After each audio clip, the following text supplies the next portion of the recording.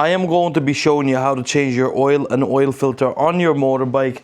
Also including, I will be showing you how to replace your coolant, because coolant becomes acidic over time and it's definitely important just so you don't damage the water pump or any crucial components in your coolant system.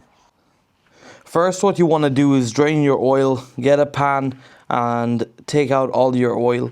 For me, in my case, this is a 17 head and I'm going to get a tool for that now. So grab a 17 head, as you can see there, I have a 17. You want to break it loose and then you can just start unscrewing it. Make sure you don't drop the screw into the oil pan and boom. There we go, actually pretty clean. There we go. So you want to drain your oil out, be patient, and maybe it would have helped if I didn't put it on the center stand, but you want to leave it for about 10-20 minutes. Let it all drain out, absolutely everything. You want to let that oil drain out and then I will show you how to remove the oil filter. So I've taken off this cover here just to get a bit better access to the oil filter. So what you want to do is get a tool like this. If you don't have a tool like this, I will show you another technique to remove this, and it involves a screwdriver and just, you know, you can just hammer it through and it should work. So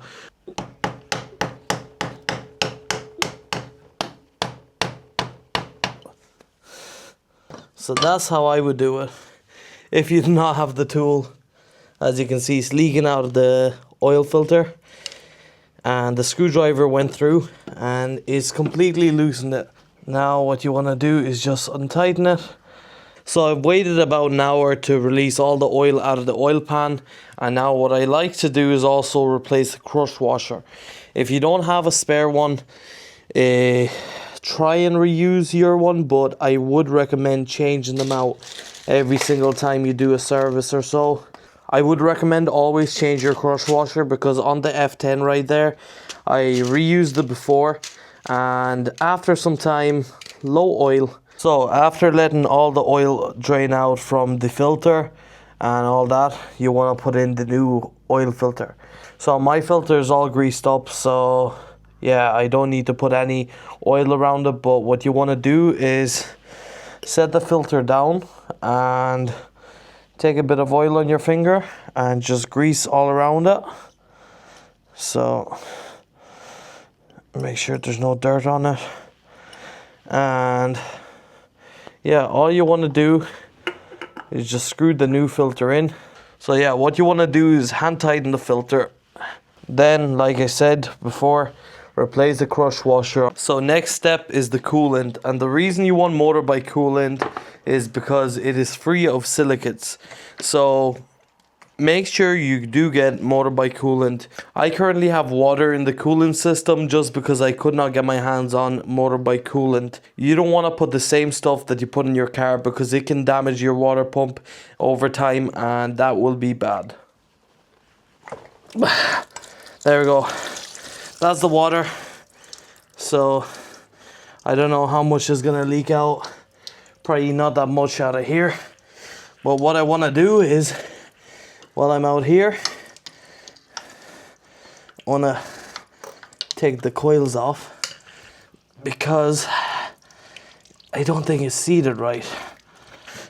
I think I have the coil sitting in perfectly now, so I'm not going to touch it anymore.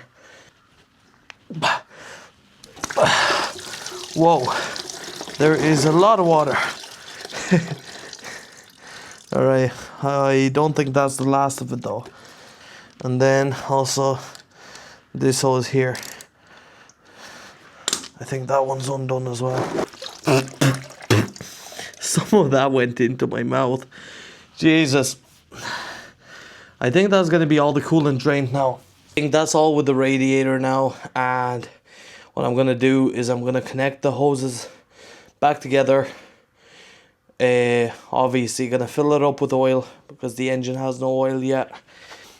So the engine takes about 2.6 liters with the oil filter. So what I need to have left in this is a 4-liter jug. So about 1.4 liters should be left in here. So let's fill it up. And one thing I forgot to do is forgot to fill up oil into the oil filter. That is actually very good to do because you don't want the oil running, well, you don't want the engine running dry at all.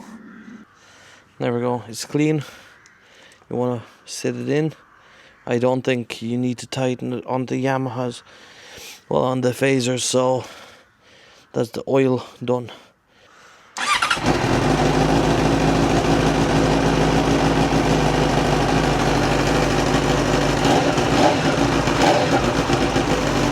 Now I'm going to put the funnel in, just so I get all the coolant in perfectly. There we go. Okay, that's 1 liter in.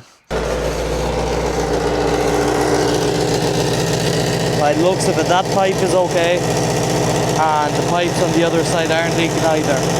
So you want to get the bike up to temp. As you can see here, this thing is splashing. That means the bike is still cold. What I want to do is open up the other coolant bottle.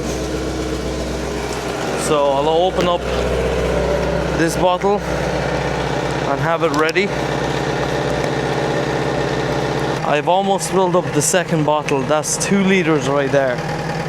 And the bike is warmed up. And then once that is done, you just screw on the cap and that's it. It'll air out.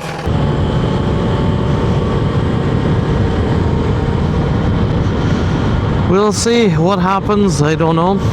Hopefully another bar drops down and runs on 2. Hopefully it's A-okay. The engine is running a lot smoother than it was previously. I think that could have been the spark plug that wasn't connected properly. So hopefully that was it. Yeah, it seems to be running smooth. I'm gonna open the visor. I want a bit of fresh air. Man, it feels good to be back on the bike. Now that it's basically ready.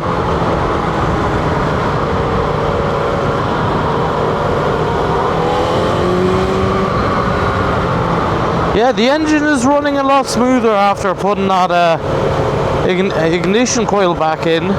It seems like it's running on 4 cylinders again. Although, wait, another test would be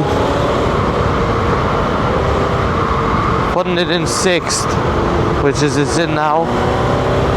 Oh yeah, it's pulling. It's pulling.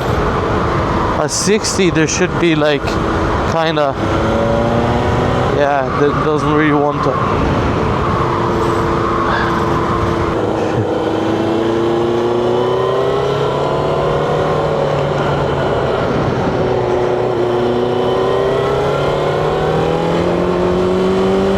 It's gone all back up to 3 bars now.